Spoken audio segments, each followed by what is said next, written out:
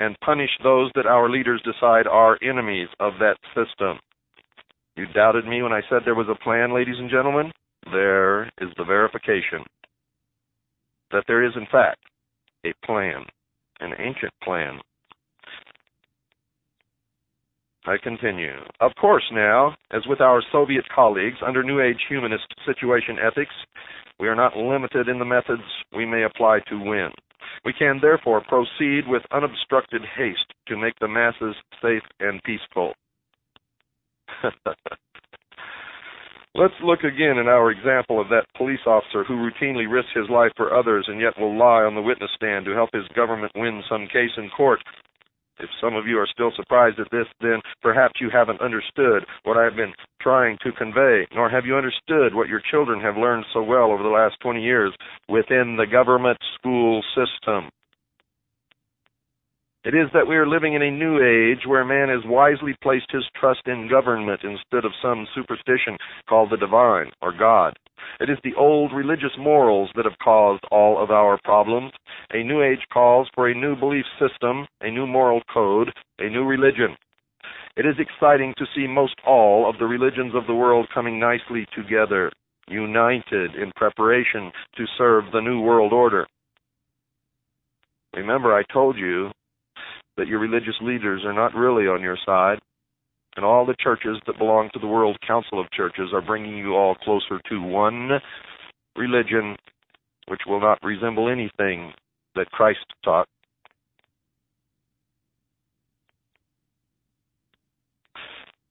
I continue.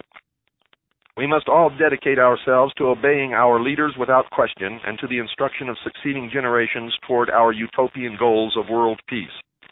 I would like to introduce you to one present-day scholar, Dr. Sidney Simon, who has been very effective and deserving of much credit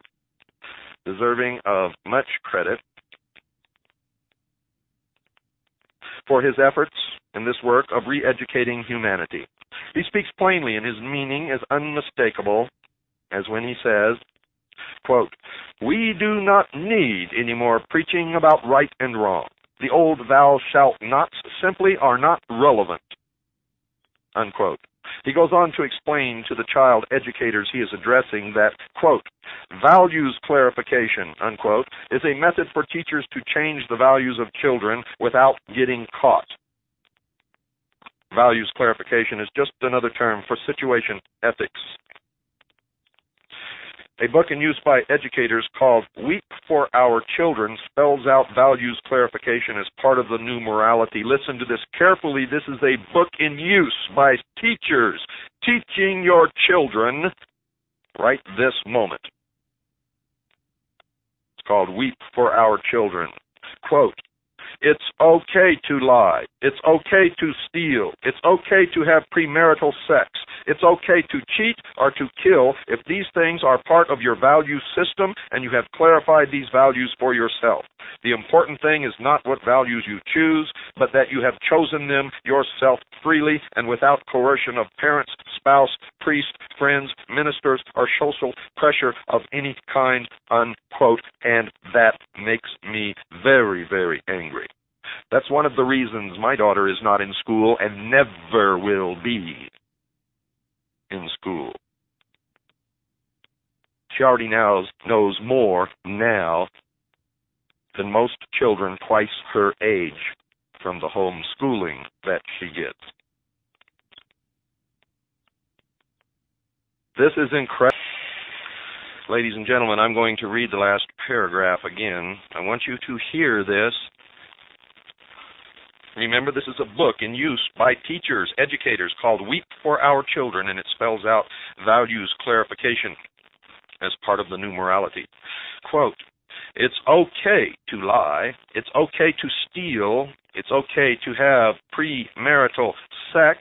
It's okay to cheat or to kill if these things are part of your value system and you have clarified these values for yourself. The most important thing is not what values you choose, but that you have chosen them yourself freely and without coercion of parents, spouse, priest, friends, ministers, or social pressure of any kind. unquote. It is such that secular humanism proponents in the government schools, the teachers whom we can thank for remolding the values of these next generations.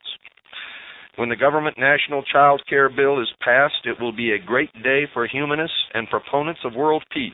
What wonders we can achieve once we have the attention of the nation's preschoolers for 6 to 9 hours a day. Look what we have already accomplished with the older age groups of America's youth. As I hinted earlier, this new society based on the deity of man will demand a new kind of law enforcer. Remember I told you? They believe that man is in a state of becoming what? A god. He says, as I hinted earlier, this new society based on the deity of man will demand a new kind of law enforcer.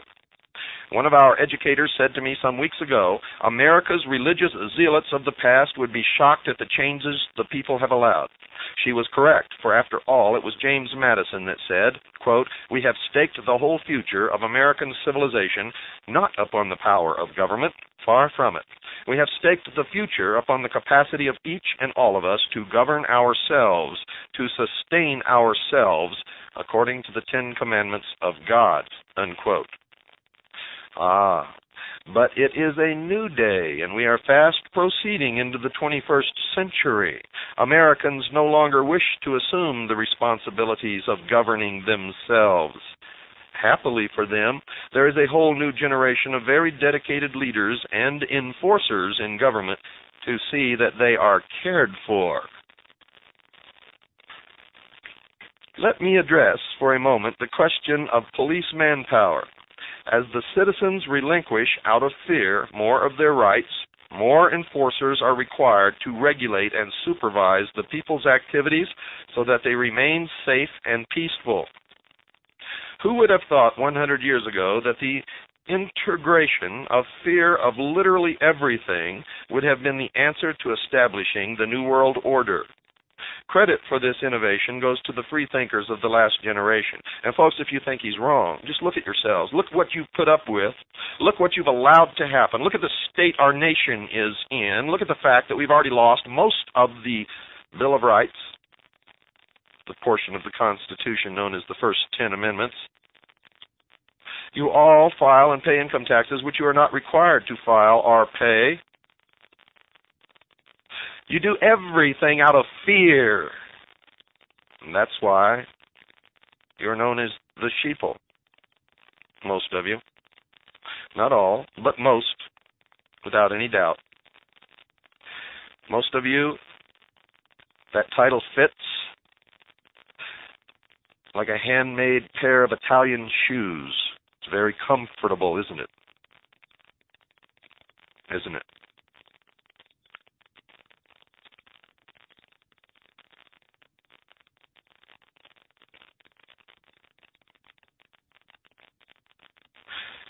Now, the older generation, known as peace officers, servants of the people, might not so readily have adopted nor fit into this new order of things.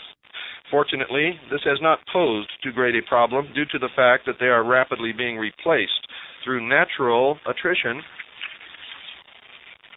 in effect, death or retirement. And now Hillary's running around the country, folks, wants to open a dialogue on euthanasia. Timely, isn't it? I continue. The next 7 to 8 years will see the last of them removed. At the same time, police agencies are of necessity attempting more and more to screen out before hiring those prospective officers who believe in the old religious superstitions. This is wise because these zealots will not do the things that will be required of them under the new system. Those remaining police officers who openly profess a belief system steeped on old-world religious fundamentalism can be and are being phased out on any number of charges, such as can be substantiated over time or with the help of a little innovation on the part of new management.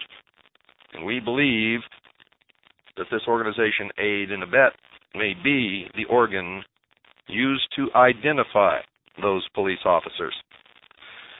I continue. Before I continue, I better clarify, folks. We believe that, and we have good grounds for our belief. However, we cannot prove it. You must make up your own mind, yourself,